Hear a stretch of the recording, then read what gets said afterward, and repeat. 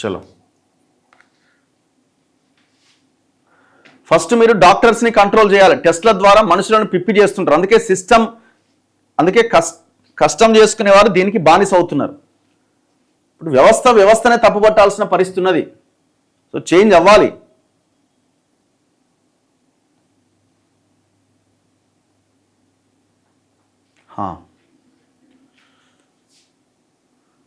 మన తెలంగాణలో ప్రజలు ఎంత, పక్క రాష్ట్రాలు ఎంత కంపేర్ చేద్దాం, అది ఎందుకో ఇవ్వట్లేదు.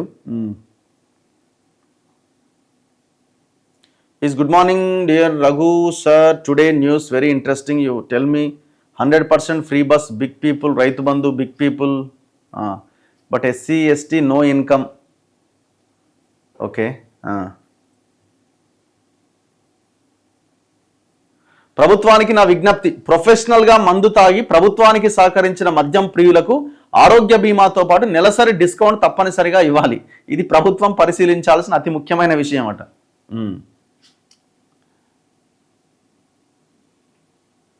నిరుద్యోగుల సమస్యలు, కాంగ్రెస్ బీజేపీ ఎమ్మెల్యేలపై వచ్చిన ఆరోపణలు, స్కామ్లపైన మీరు అదే స్థాయిలో కనిపించడం లేదు. దీనికి కారణం ఏంటి? మేము ఇక్కడ తెలంగాణలో పేపర్ లీక్ల మీద, ఇప్పుడు నిన్న మొన్న కానిస్టేబుల్ అంశం మీద మేము తప్ప ఎవరు మాట్లాడతలేరు. మేము కొన్ని సోషల్ మీడియాలో ఈ యూట్యూబ్ ఛానల్స్ తప్ప శాటిలైట్ ఛానల్ ఎక్కడైనా మాట్లాడుతున్నాయా? మళ్ళీ మాట్లాడేవాడినే మీరు మాట్లాడతలేరు అంటారు ఎట్లా? మేమే మాట్లాడుతున్నాం. ప్రైవేట్ స్కూల్లో అధిక ఫీజుల దోపిడీపై ప్రభుత్వం కఠిన చర్యలు తీసుకుని విద్యార్థుల తల్లిదండ్రులకు న్యాయం చేయాలి. ఇప్పుడు ఆ ప్రైవేట్ స్కూళ్ళని ఎవరు అనుకుంటున్నారు? మొత్తం లీడర్లయ్యే. ఇప్పుడు ఇవాళ ప్రైవేట్ స్కూల్ బాగా నడుస్తున్నాయి అనుకో, బాగా పైసలు వస్తున్నాయి అనుకో, ఆయన టార్గెట్ ఏం తెలుసా? ఆయన టార్గెట్ ఎమ్మెల్సీ, టీచర్ ఎమ్మెల్సీయో, గ్రాడ్యుయేట్ ఎమ్మెల్సీయో, లేకపోతే నామినేటెడ్ ఎమ్మెల్సీ, ఏదో ఒక ఎమ్మెల్సీ కావాలి ఆయనకి. ఇప్పుడు అంతే ఎమ్మెల్సీలు అంతా ఎవరు? ఇప్పుడు ఆయన ఏవిఎన్ రెడ్డి ఎవరు, మల్కా కొమరయ్య, వీళ్ళంతా ఎవరు? ఎక్కడి నుంచి వచ్చారు? వీళ్ళంతా ప్రైవేట్ ఇన్స్టిట్యూషన్సే కదా. అన్న, గత ప్రభుత్వం ఉన్నప్పుడు మీరు చదివే దాదాపు అన్ని పత్రికలు ప్రభుత్వ లోపాలు, ప్రజల సమస్యలపైన వార్తలు రాసేవి. కానీ ఇప్పుడు అదే పత్రికలు ప్రభుత్వంలోని సమస్యలను పెద్దగా చూపించట్లేదు. ఏ పేపర్ అయినా అట్లే ఉన్నది. ఇప్పుడు నమస్తే తెలంగాణ పేపర్ అంటున్నారు మీరు. నమస్తే తెలంగాణ పేపర్ 10 ఏళ్ళుగా ఏం రాసింది? భజన చేసింది. ఇప్పుడు ఎందుకు రాస్తుంది? వాళ్ళ పార్టీ అధికారంలో లేదు కాబట్టి. ఇక ఆంధ్రజ్యోతి, ఈనాడిగా మిగతా పేపర్లకు అన్నీ ఆ ప్రభుత్వానికి మద్దతుగా నిలబడ్డాయి, ఈ ప్రభుత్వానికి మద్దతుగా నిలబడుతున్నాయి. ఎప్పుడైతే ఆ 31వ తారీఖు బిల్లు రాదో అప్పుడు మళ్ళీ స్టార్ట్ చేస్తారు ఒక 5-6 రోజులు. సో జనాన్ని ఒక మాయ చేస్తారు. దెన్ ఇమీడియట్గా వాళ్ళకి రావాల్సిన వాళ్ళ అకౌంట్లో పడంగానే మళ్ళీ ఆ 20 రోజులు మళ్ళా డప్పు బదన చేస్తూ ఉంటారు. మీరు ఇదే జరుగుతుంటుంది. మందు కమిటీ మీద ఉన్న శ్రద్ధ ఉద్యోగుల పిఆర్సీ మీద లేదు, సర్కార్కు ఉండదు.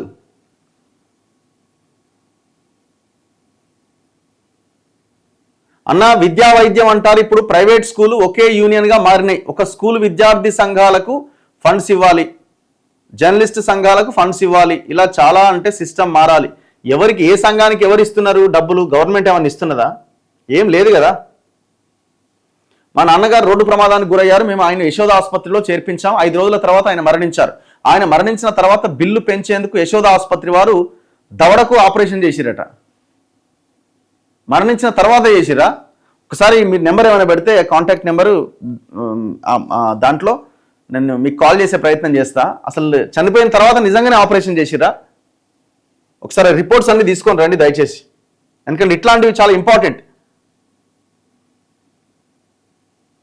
అన్నగారు, మా ఊర్లో 20 ఎకరాలు ఉన్నాయని కూడా తెల్ల రేషన్ కార్డు వచ్చిందట. వస్తుంది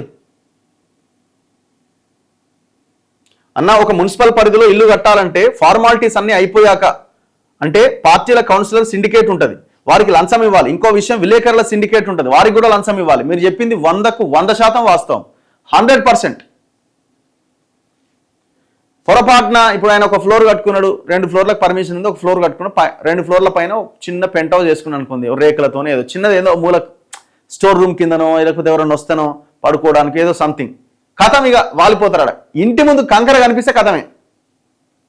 కంకర పోసిందంటే ఏదో నడుస్తున్నట్టే. ఇక బండ్లు వేసుకొని తిరుగుతారు. మీరు చెప్పింది 100%. మేము దీన్ని నమ్ముతున్నాం. ప్రతి వ్యవస్థలో ఉన్నారండి, ఏ వ్యవస్థలో లేరు?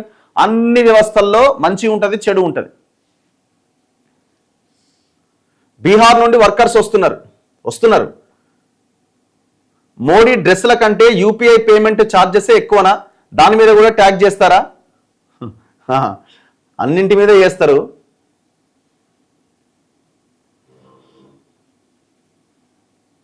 పండగ సాయన్న జయంతి శుభాకాంక్షలట.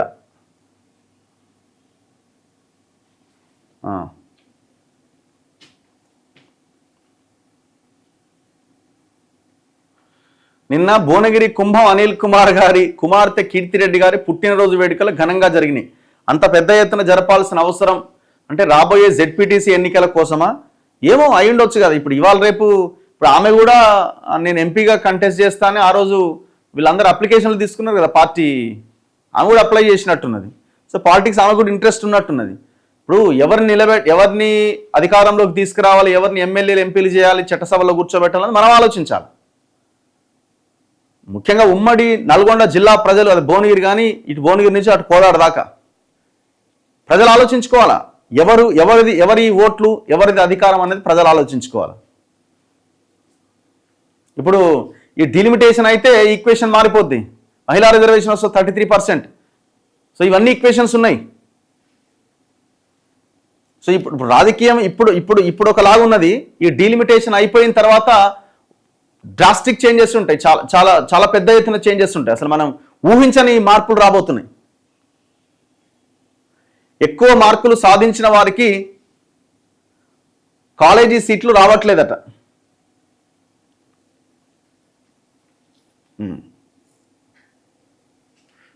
నిజాయితీ గల పెన్ను అవినీతికి పాల్పడిన రోజు ఈ దేశం మారదు. ఏదైనా సరే ఈసారి ఓటు తీన్మార్ మల్లన్న బీసీ పార్టీకి వేస్తే ఎలా ఉంటుంది? బీసీ పార్టీ మీద మీ విశ్లేషణ ఏంటి? అన్ని పార్టీలు రావాలా? అప్పుడే డెమోక్రసీలో ఒక మంచి నాయకుని ఎన్నుకోవడానికి అవకాశం ఉంటుంది. కేవలం ఒక పార్టీ, రెండు పార్టీలు కాదు, బలమైన పార్టీలు రావాలి. బలమైన పార్టీల మధ్య పోటీ ఉండాలి. నిజాయితీ గల వల్ల అందులోంచి బయటకు వస్తారు. అప్పుడు చర్చ ఎడ్యుకేషన్, హెల్త్ మీద ఒకప్పుడు ఉండేనా? ఇప్పుడు జరుగుతున్నది ఆ డిస్కషన్. ఉద్యోగాల మీద పెద్ద పోరాటాలు జరుగుతున్నాయి. సో ఈ చర్చ ఇంకా బలంగా జరగాలి. ఎవరైతే బలంగా పోటీ చేస్తారో వాళ్ళు అధికారంలోకి వస్తారు.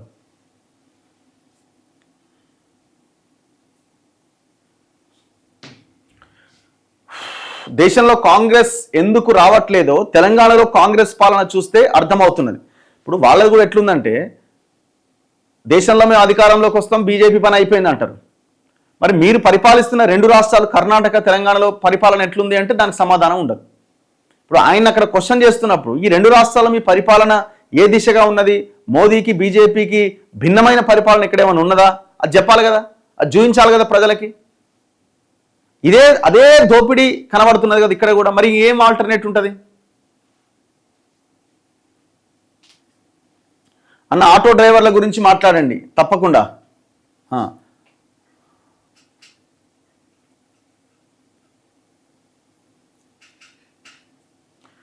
తొలివెలుగు రఘు కాక్రోచ్ రఘుగా మారిండట. ఓకే, జార్ఖండ్కి వెళ్ళాలన్నట. పోదాం. జార్ఖండ్కు వెళ్ళాల్సిన అవసరం నాకు లేదు. ఇప్పుడు జార్ఖండ్లో ఉన్న జర్నలిస్టులు జార్ఖండ్ వాళ్ళు చూసుకుంటారు. ఢిల్లీకి ఎందుకు పోయినామంటే ఢిల్లీలో ఆ నీట్ ఎగ్జామ్ రాసిన పిల్లలు తెలంగాణ పిల్లలు కూడా ఉన్నారు కాబట్టి వెళ్ళడం జరిగింది. ఇంకా అవసరమైతే మనం ఒక మాట చెప్పాలంటే ఆంధ్రప్రదేశ్లో ఇష్యూస్ మీద మనం అవసరమైతే మాట్లాడడానికి మనకి ఏమన్నా ఉన్నదేమో, కానీ జార్ఖండ్కి పోవాల్సిన అవసరం మనకు లేదు. ఎందుకంటే తెలంగాణ వాళ్ళు, తెలుగు వాళ్ళు హైదరాబాద్లో ఉంటున్నారు కాబట్టి సో వాళ్ళ సమస్యలను అడ్రస్ చేయొచ్చు.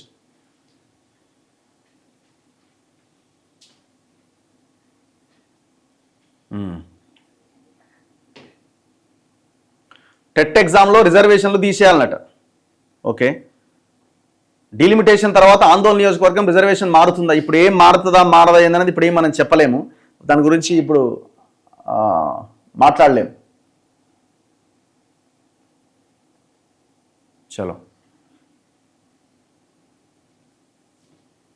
నెక్స్ట్ మిగతా వార్తల్లో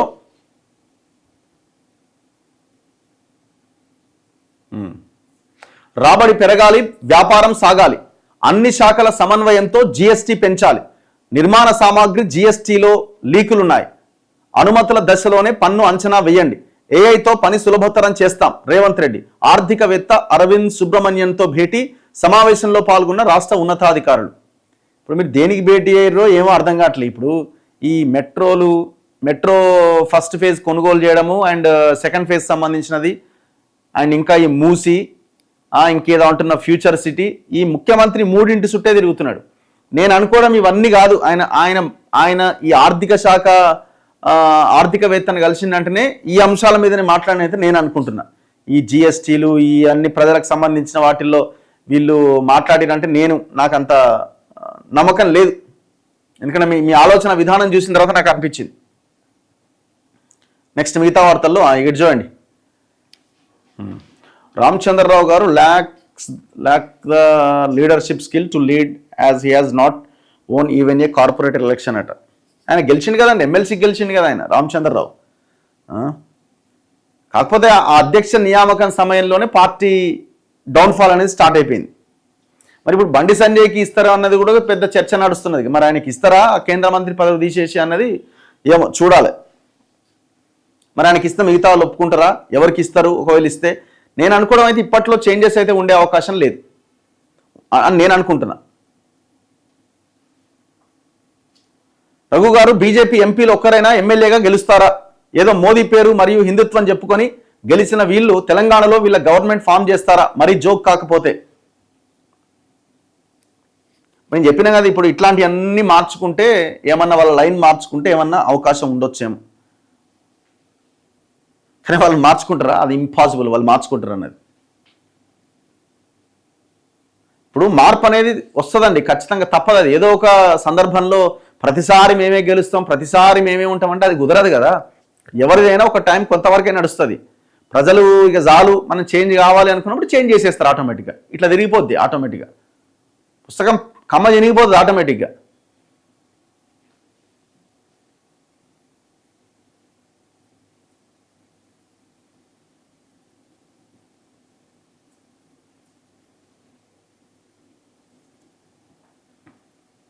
అన్నగారు ఎంత చెప్పినా అదేంటో తెలియదు. బీజేపీ ఓటు బ్యాంకు ప్రస్తుతం తెలంగాణ రాష్ట్రంలో గుడ్డిగా ఓటు వేసే శాతం 18% ఉన్నారు. మిగతా అభిమాన ఓటర్ 5% ఉన్నారు.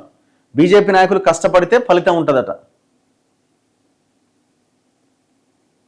మా బీజేపీది జాతీయవాదం రాట. అది ఏందో చెప్పరాదు, దాని మీనింగ్ ఏంది? జాతీయవాదం అంటే ఏంది? జాతీయవాదం అంటే రెచ్చగొట్టుడు కాదు కదా. జాతీయవాదం అంటే దేశమంతా ఒకటి, ఆ దేశంలో ఉన్న ప్రజలు బాగుండాలి, ఈ లైన్ ఉండాలి కదా. దేశంలో ఉన్న ప్రజల మధ్య చిచ్చు పెట్టేది జాతీయవాదం ఎట్లయితుంది? అది ఎవరైనా కావచ్చు. BJP should display its vision of development. Non locals are leading the party that should change to win over.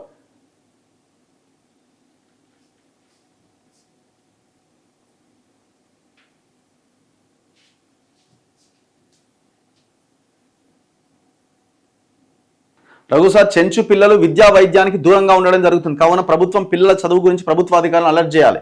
So మేమైతే ఈ నల్లమల ఏరియాలో దాదాపు ఒక 7-8 గ్రామాలు తిరిగి వచ్చినాం లాస్ట్ 1 year బ్యాక్. నేను, పృథ్వీరాజ్ గారు, వీళ్ళందరూ. చాలా దారుణంగా ఉంటాయి ఆ ఏరియాలు.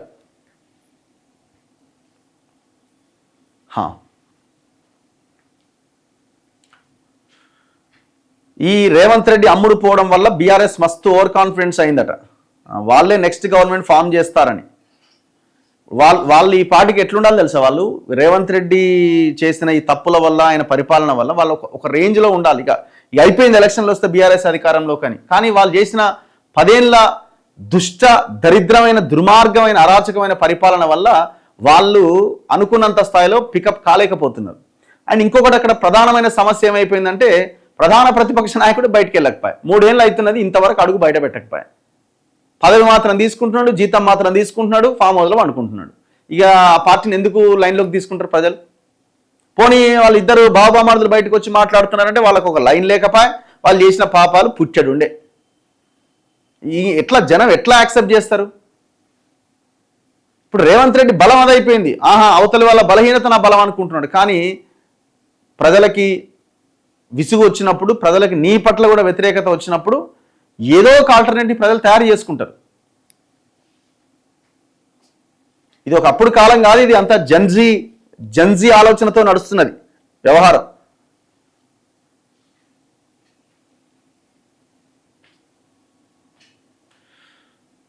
ఇప్పుడు శాటిలైట్ మీడియా టోటల్ కరప్షన్తో మునిగి తేలుతుంది. యూట్యూబ్ మీడియా కూడా వ్యాధి సంక్రమిస్తున్నది. మీలాంటి వాళ్ళే అరకొరగా ఉన్నారు. మరి ఎలా ఇంకా భవిష్యత్తులో వస్తూనే ఉంటారండి. ఇప్పుడు ఈ జెన్జీలోంచే రేపొద్దున యూట్యూబ్లు స్టార్ట్ చేస్తారు, సోషల్ మీడియా టీంలు స్టార్ట్ అవుతాయి.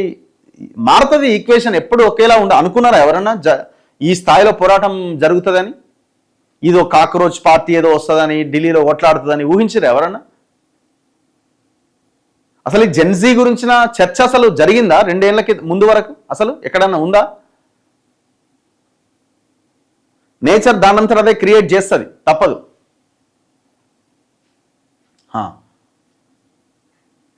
Why don't you cover the farm houses of Gandipet and Himayat Sagar?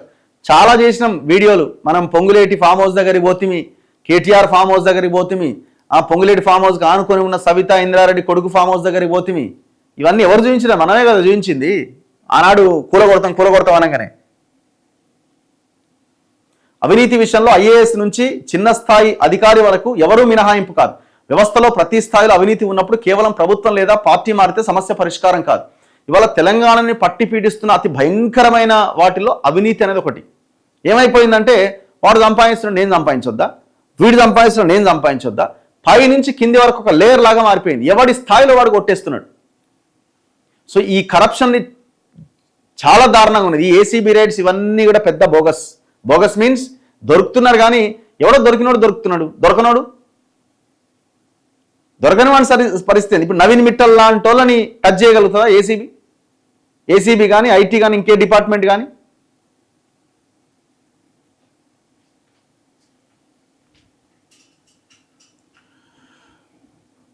Age relaxation police notification 11 గంటలకి ఇవాళ సోమాజిగూడ ప్రెస్ క్లబ్లో ఆ పిల్లలంతా వస్తున్నారు.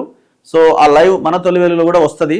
నిన్న కూడా మనం గన్ పార్క్ దగ్గర ఒక సమావేశం పృథ్వీరాజ్ గారు వాళ్ళు క్రాంతి దళ ఆధ్వర్యంలో వాళ్ళు ఏర్పాటు చేస్తే మనం కూడా అక్కడికి వెళ్ళడం జరిగింది. సో ఇవాళ సోమాజిగూడ ప్రెస్ క్లబ్ కూడా మనం వెళ్తున్నాం. సో అందరూ రండి. ఈ పోలీస్ నోటిఫికేషన్ దాంట్లో ఏజ్ రిలాక్సేషన్ విషయంలో ప్రభుత్వం చేసిన దుర్మార్గమైన ఆ పనికి, ఆ జీవోకి వ్యతిరేకంగా ఇవాళ సోమాజిగూడ ప్రెస్ క్లబ్లో ఒక మీటింగ్ ఉన్నది 11 o'clock. పిల్లలే చేస్తున్నారు, రండి. స్కూల్ బుక్స్ కూడా చాలా అమౌంట్ తీసుకుంటున్నారు స్కూళ్ళల్లో. వాన్ దగ్గరనే నోట్బుక్ కొనాలి, వాన్ దగ్గరనే పెన్సిల్ కొనాలి, వాన్ దగ్గరనే రబ్బరు, అన్ని వాన్ దగ్గరనే కొనాలి. దానికి ఒక 10,000 బిల్లు వేస్తాడు, 10,000 15,000. ఇప్పుడు దాన్ని ప్రభుత్వం నియంత్రిస్తే బయట ఉన్న షాపులు వాళ్ళు నడుస్తాయి కదా, స్టేషనరీలు, వాళ్ళంతా ఎవరు పాపం? ఇక్కడ ఉన్న తెలంగాణ వాళ్ళే కదా. వాళ్ళు ఏదో చిన్న చిన్న దుకాణాలు పెట్టుకొని నడిపించుకుంటున్న వాళ్ళు.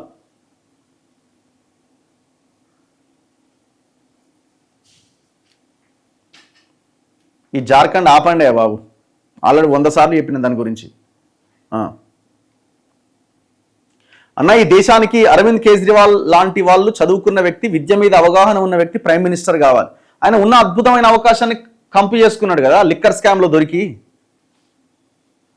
ఆంధ్రప్రదేశ్లోని శ్రీ చైతన్య జూనియర్ కాలేజీలో ఒక అబ్బాయి ఆత్మహత్య చేసుకున్నట.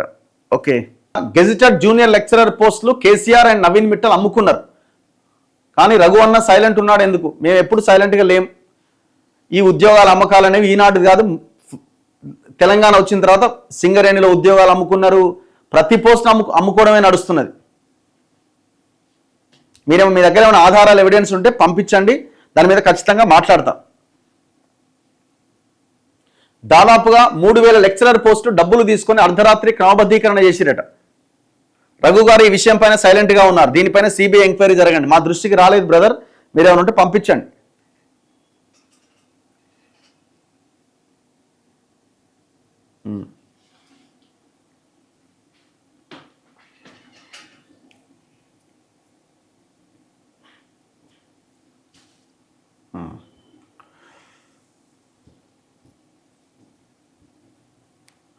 చలో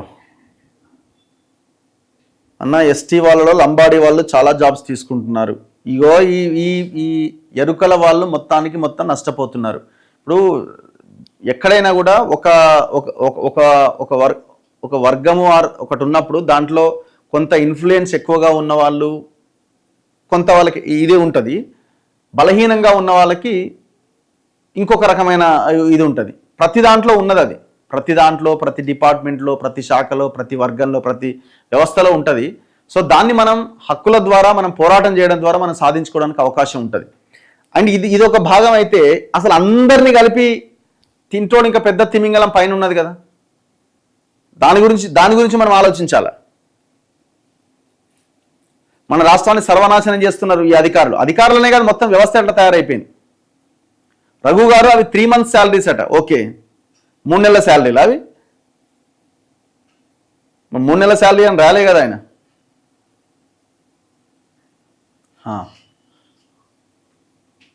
అన్నగారు ఒక మామూలు టీచర్ కూడా డిస్ట్రిక్ట్ పోస్ట్ ఇన్ఛార్జీలు ఇవ్వడం జరుగుతుంది. రాష్ట్రంలో లెక్క తీస్తే 5 నుంచి 8% ఒకే ఉద్యోగి ఇంకో ఇన్ఛార్జిగా ఉండడం జరుగుతున్నది. ఓకే, నమస్తే రఘు అన్న, మేము బతికుండగానే చనిపోయినట్లు మా పట్టా భూమిని వేరే వాళ్ళ పేర్ల మీద విరాసత్ చేసింది పాలకుర్తి ఎంఆర్ఓ పెద్దపల్లి. నెంబర్ పెట్టండి బ్రదర్, మీ డీటెయిల్స్ ఏమైనా ఉంటే పంపించండి.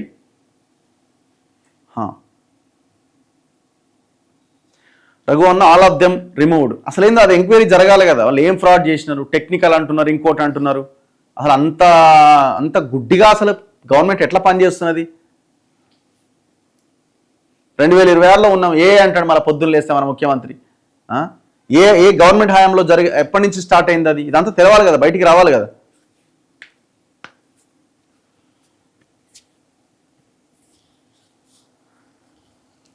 All political parties are busy in how to cheat జెన్జీని ఎట్లా చీట్ చేయాలని పార్టీలన్నీ నిమగ్నమైనాయట. జెన్జీని ఇప్పుడున్న ఈ ఆల్ఫా జనరేషన్ని, జెన్జీ జనరేషన్ని చేయడం అన్నది ఇంపాసిబుల్.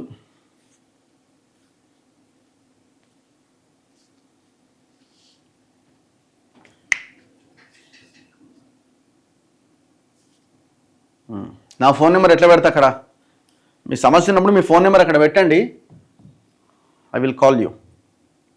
నెక్స్ట్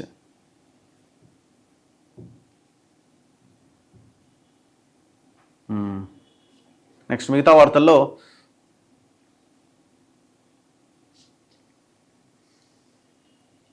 బాహ్య విలయ రహదారి అట. ఔటర్ పైన ఇష్టానుసారంగా నడుస్తున్న వాహనాలు, వేగంగా వెళ్లాల్సిన 1-2 లేన్లలో లారీలు, ట్రక్కులు పోతున్నాయట. ఓఆర్ఆర్ పై వాహనాలు ఎక్కడ పడితే అక్కడ ఆపేస్తుండడంతో పెరుగుతున్న ప్రమాదాలు. పలు చోట్ల సరిగ్గా కనిపించని సైన్ బోర్డులు, గుంతలు, రోడ్డుపై తేలిన సన్నని గులకరాళ్లు. ఔటర్ పై రాబడి లేకపోయినా కోట్లు ఖర్చు.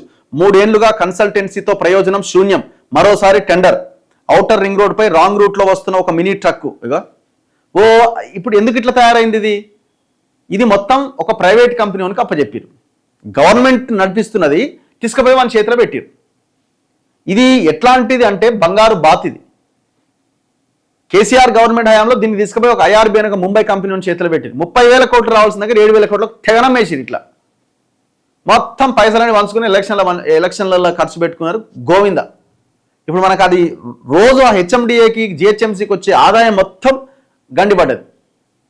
ఇదే రేవంత్ రెడ్డి ఆనాడు ఏమన్నాడు, దీని మీద సిట్ వేస్తా, రద్దు చేస్తా, అదేస్తా, ఇదేస్తా అన్నాడు. ఇంతవరకు దిక్కు లేదు, దివాన్ లేదు. ఇప్పుడు దీనివల్ల నష్టపోతున్నది ఎవరు? మళ్ళీ మన జనమే కదా. మరి ఇప్పుడు ఇప్పుడు బీజేపీ వాళ్ళు అడుగుతున్నారా, ఏమైనా ఔటర్ రింగ్ రోడ్ మీద సిట్ వేస్తా అంటే సంవత్సరం కింద అసెంబ్లీలో మాట్లాడితే ఎటుపోయింది నీ సిట్ అని అడుగుతురా వాళ్ళు? ఎవరి మూటలు వానికే పోతున్న తర్వాత, ఎవడి లెక్కలు వాడుకున్న తర్వాత ఇంకెవడు మాట్లాడతాడు? అందుకే మేము అనేది ఏంటంటే ఇవి మన పార్టీలు కావు. ఆలోచించండి, ఇవి మన పార్టీలు కావు.